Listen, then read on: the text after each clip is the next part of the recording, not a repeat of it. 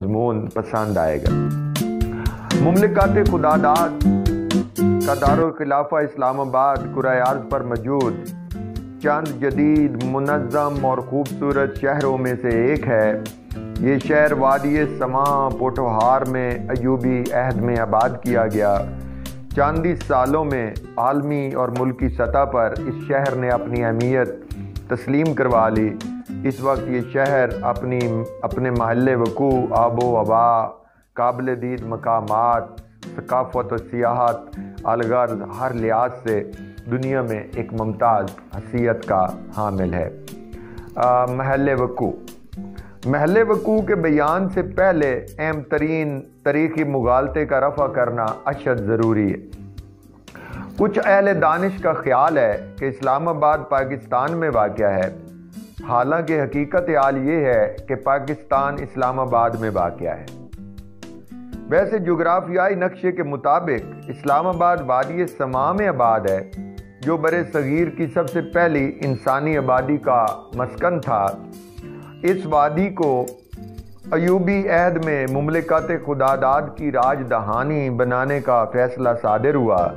غالباً اس کی بنیادی وجوہات میں اس خطے کی طبعی قد و خال اور علاقے کی قدامت اہم تھے۔ یہاں کا سب سے بڑا دریائے سماں ہے، جس میں کبھی شفاف نیلگوں پانی بہا کرتا تھا، ماہی بھی پائی جاتی تھی، لیکن تبدیلی زمانہ کے ساتھ دریائے سماں کا رنگ بھی گدلا ہوتا گیا اور مائع کی جفاؤں نے ماہی کو بے آب کر دیا۔ اسلام آباد میں داخل ہونے کے یوں تو کئی راستے ہیں، لیکن ان میں سے دو بہت اہم شمار ہوتے ہیں۔ سب سے اہم راستہ راولپنڈی سے ہو کر آتا ہے، دوسرا اہم راستہ لاہور سے ہوتا ہوا آتا ہے۔ اگر جرنیلی سڑک سے آئیں تو عوامی رش کے باعث کافی مشکلات کا سامنا کرنا پڑتا ہے، لیکن موٹر وے کی تعمیر کے بعد لاہور سے اسلام آباد تک کا فاصلہ چند گھنٹوں میں طے ہو سکتا ہے۔ کیونکہ اس راستے میں نہ تو سپیڈ بریکر ہیں اور نہ ہی جرنیلی سڑک والوں کی طرح عوامی رش کا سامنا کرنا پڑتا ہے۔ اول الذکر راستے سے آنے والے نظریہ ضرورت کے تحت اپنا تخلص کرتے ہیں، جن میں آزاد خیال، پرہیزگار اور روشن خیال اہم ہیں۔ مؤخر الذکر راستے سے آنے والے عموماً عوام کا خادم تخلص کرتے ہیں، یعنی خادم اعلیٰ۔ خدمت کا جذبہ سینوں میں دبائے عوامی خدمت میں ید طولا رکھتے ہیں۔ اسلام آباد پہنچنے کے بعد عوام کے غم میں گم ہو کر کئی سال عوام کی نظروں سے اوجھل ہو جاتے ہیں، اور عوام سوچتی رہتی ہے کہ وہ ان کی خاطر تارک الدنیا ہو گئے ہیں کیا، حالانکہ وہ ادھر ڈوبے ادھر نکلے کے مصداق ہر وقت مصروف پیہم ہوتے ہیں۔ جب اسی راستے سے واپس عوام کے پاس لوٹتے ہیں تو عوام کی بجائے ان کے اپنے خیالات بدل چکے ہوتے ہیں، کیونکہ بھائی زمانہ تغیر میں ہے۔ حدود اربہ۔ اسلام آباد کا حدود اربہ جغرافیائی عرض بلد اور طول بلد کی مدد سے نہیں سمجھ آتا، کیونکہ گہرے غور و خوض کے بعد اس شہر کے لیے خاص طبقاتی اور معاشی طول بلد وضع کیے گئے، جن کی مدد سے شہر کو 4 سیکٹروں حصوں میں تقسیم کیا گیا ہے۔ ہر سیکٹر کا نام انگریزی کے حروف ابجد پر رکھا گیا ہے، جن کی تفصیل کچھ یوں ہے۔ ای سیکٹر اشرافیہ آباد ہے۔ اس اشرافیہ کو حسن ظن ہے کہ شریف اور زردار ہونے کی وجہ سے 15 کروڑ میں سے وہ نہیں ہیں، بلکہ ان کے منتخب کردہ ہیں۔ ایف سیکٹر فیئر آبادی کا وہ حصہ ہے جن کے عرض بلد اور طول بلد ای والوں سے جا ملتے ہیں، اور وہ شب و روز انہی کا حصہ بننے کی جد و جہد میں مصروف رہتے ہیں۔ جی سیکٹر کا باشندہ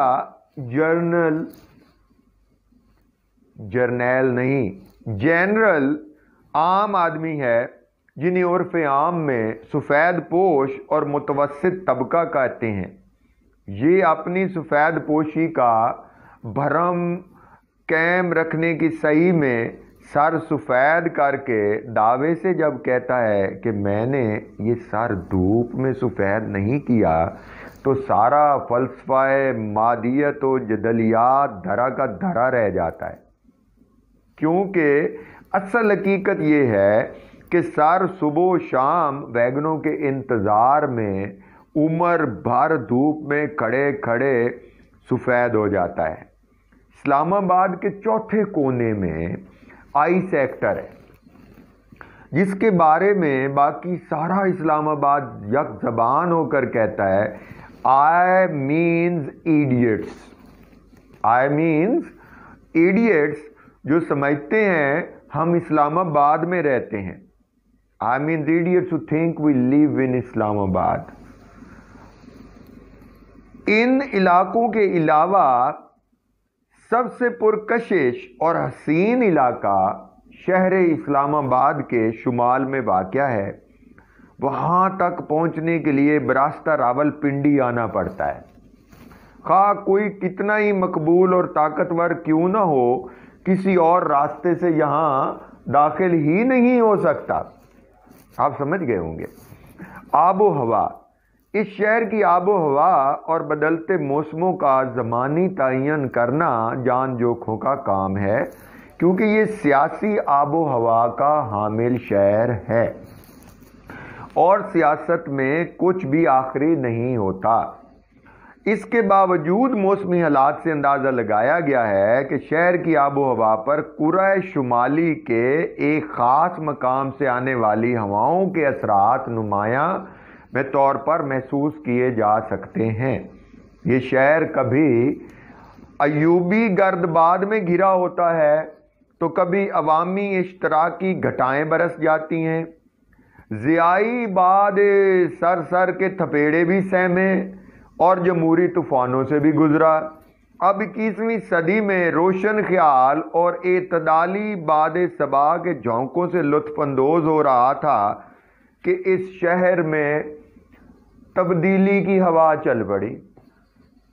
اس شہر میں دو ہی موسم آتے ہیں، جمہوری موسم اور آمری موسم۔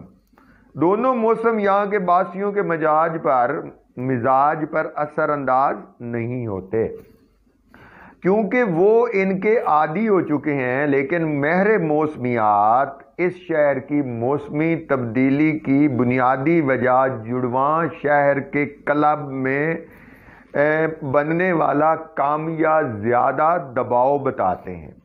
ذرائع آمد و رفت، جو سیاح اسلام آباد تشریف لانے اور سیاحت کا ارادہ رکھتے ہوں، انہیں یہاں آمد و رفت کے متعلق چند ضروری باتیں زیر نشین کر لینی چاہیے تاکہ وہ یہاں کی سیاحت سے لطف اندوز ہو سکیں۔ اسلام آباد کی تمام شاہراہیں صاف ستھری اور خط مستقیم کی مانند سیدھی ہیں۔ ان کے دونوں اطراف میں سبزہ پھول اور بلند و بالا عمارات موجود ہیں۔ تمام شاہراہیں 0 پوائنٹ سے شروع ہو کر 0 پوائنٹ پر اختتام پذیر ہوتی ہیں۔ ان میں سے 2 شاہراہیں بہت اہم ہیں۔ ایک شاہراہ جمہوریت کہلاتی ہے، چنانچہ یہ شاہراہ جمہوریت مرحومہ کی یاد میں اس کا نام رکھا گیا ہے۔ مورخین کہتے ہیں کہ بابا قوم کی وفات کے ساتھ ہی جمہوریت کا انتقال ہو گیا تھا، چنانچہ یہ شاہراہ مملکت خدا داد کے جمہوری ہونے کی علامت ہے، اور 2 بڑی شاہراہوں کے درمیان چھوٹی سی لنک روڈ ہے جسے شاہراہ جمہوریت کہتے ہیں۔ دوسری اہم شاہراہ دستور ہے، جو ہماری دستوری روایات کی پاسداری اور دستور سے دلی لگاؤ کا مظہر ہے۔ جدید شہر ہونے کے باعث تمام آمد و رفت بھی جدید ہیں، لیکن ان ذرائع کا استعمال شہر کے حدود اربع اور عوام کے معاشی حالات پر ہے۔ زیادہ تر لوگ ویگنوں میں سفر کرتے ہیں جو سستا ذریعہ آمد و رفت ہونے کے علاوہ گناہوں کے کفارے کا ذریعہ بھی ہے۔ 3 پیس سوٹ میں ملبوس صاحبان کو ویگنوں میں عالم رکوع میں کھڑا دیکھ کر غلام عباس کا اوور کوٹ یاد آتا ہے، تو دوسری طرف ویگن کی برق رفتاری اور اچانک بریک کا لگنا انسان کو توبہ کا موقع فراہم کرتا ہے۔ سامعین اور ناظرین، قابل دید مقامات۔ اسلام آباد میں کئی اہم قابل دید مقامات ہیں جن میں چند کا تعارف سیاحوں کے لیے ازحد ضروری ہے۔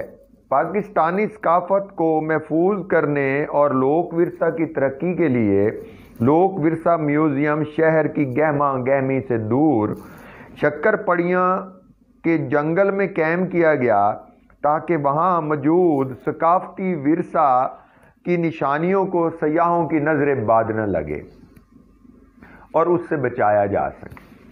اس میوزیم کی پہلو میں نیچرل ہسٹری میوزیم بھی موجود ہے، جہاں پاکستان کے قومی جانور مار خور کی تاریخ سیاحوں کے لیے دلچسپی کا سماں بہم پہنچاتی ہے۔ ایک اور اہم مقام دامن کوہ ہے جو مارگلہ کی بلند پہاڑیوں کے دامن میں ہے۔ یہاں سے سیاح اسلام آباد کی شوکت و عظمت کا نظارہ کر سکتے ہیں۔ سب سے اہم قابل دید مقامات شاہراہ دستور کے ارد گرد دونوں جانب واقع ہیں، جن کی غلام گردشوں میں دستور ہمیشہ بے بس غلام کی طرح ہاتھ باندھے کھڑا رہتا ہے۔ یہیں قومی کتب خانہ بھی ہے، جس کے اوقات صبح 9 بجے سے سپہر 3 بجے تک ہیں، تاکہ طلباء اور تشنگان علم یہاں آ کر درد آگہی کا شکار نہ ہوں۔ فن کی ترقی اور ترویج کا نگہبان پی ٹی وی اور ریڈیو کی پرشکو عمارات کو فنکار فن کی قربان گاہیں کہتے ہیں، جہاں فن اور فنکار کو پالیسی کی قربان گاہ کی بھینٹ چڑھا دیا جاتا ہے۔ شہر کے مشرقی جانب 2 اہم مقامات مقتدرہ قومی زبان اور اکادمی ادبیات ہیں۔ مقتدرہ قومی زبان کا نام مقتدرہ حلقوں سے متاثر ہو کر مقتدرہ پڑ گیا، حالانکہ قومی زبان کبھی بھی مقتدر نہیں رہی۔ اس عمارت کا رنگ سیاہ ہے جو قومی زبان کی حالت زار پر احتجاج کی علامت ہے۔ اب اس عمارت کی پیشانی پر ایوان اردو کے الفاظ کندہ کرائے گئے ہیں۔ اس سے آگے چند قدموں کے فاصلے پر اکادمی ادبیات ہے، جس میں ادب سے زیادہ ادیب پر کام ہوتا ہے تاکہ حد ادب قائم رہے۔ صنعت تو حرفت۔ اسلام آباد کی سب سے اہم صنعت گھگو گھوڑے سدھانے کی ہے۔ اس کے لیے گھگو گھوڑے ملک کے تمام علاقوں سے چن چن کر لائے جاتے ہیں، جنہیں قومی ضرورت کے مطابق سدھایا جاتا ہے۔ جب یہ گھگو گھوڑے کارآمد نہ رہیں تو دوسرے ممالک کو برآمد کر دیے جاتے ہیں۔ ان میں سے اگر کوئی اڑیل ثابت ہو تو اسے استبل سے نکال دیا جاتا ہے تاکہ دوسرے گھگو گھوڑوں کو خراب نہ کرے۔ آج کل اسلام آباد میں یہ گھگو گھوڑے عام پائے جاتے ہیں۔ پیداوار۔ یہاں کی مشہور پیداوار افواہیں ہیں۔ ان افواہوں کا تعلق زیادہ تر تنخواہوں میں اضافے یا حکومت کی تبدیلی سے ہوتا ہے۔ دونوں صورتوں میں اشیاء صارفین کی طلب بڑھ جاتی ہے۔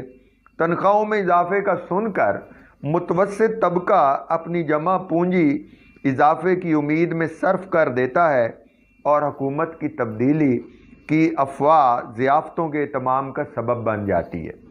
دوسری اہم پیداوار نو دولتیے ہیں، جن کی بود و باش مغربی اور سوچ مشرقی ہے۔ اس سوچ کا مظاہرہ وہ اپنے کرایہ دار کو بہم رسانی آب کے مسئلے پر کرتے ہیں۔ تیسری اہم پیداوار جدیدیت زدہ شکستہ ذات دانشور ہیں، جو سریلزم کی چلتی پھرتی شبیہ ہیں۔ آج کل وہ اپنے آپ کو لبرل کہتے ہیں۔ ثقافت۔ اسلام آباد کی ثقافت میں تنوع موجود ہے۔ ماہرین عمرانیات इसे दर्जाती सकाफत या ग्रेड कल्चर का नाम देते हैं। तमाम सकाफती सरगर्मियों का दारो मदार ग्रेड, मुलाजमत के ग्रेड के मुसावी ऊपर या नीचे होने पर है। ऊपर वाला नीचे ना देखने की आदत के बहस बाज का ठोकर लगने के बहस हादसे का शिकार हो जाता है और मुंह के बल गिर पड़ता है। नीचे वाला ऊपर देख देख कर गर्दन अकड़ा लेता है, जबकि मुसावी ग्रेड वाले अमूमन सकाफती मुसावात के बहस एक दूसरे से नजरें नहीं मिलाते। ये बड़े कनात पसंद हैं, ना ऊपर देखते हैं और ना नीचे देखते हैं, बल्कि अपने गर्दो पेश पर गहरी नजर रखते हैं और एक दूसरे की टांगें खींचने में माहिर होते हैं। तबई हालात, इस्लामाबाद के तबई हालात में नशेबो फराज के बहस ज़मीन हमवार नहीं, मौसम का एतबार नहीं, दरख्त फलदार नहीं और बंदा वफादार नहीं। मुझे यकीन है कि आपको ये मज़मून पसंद आया होगा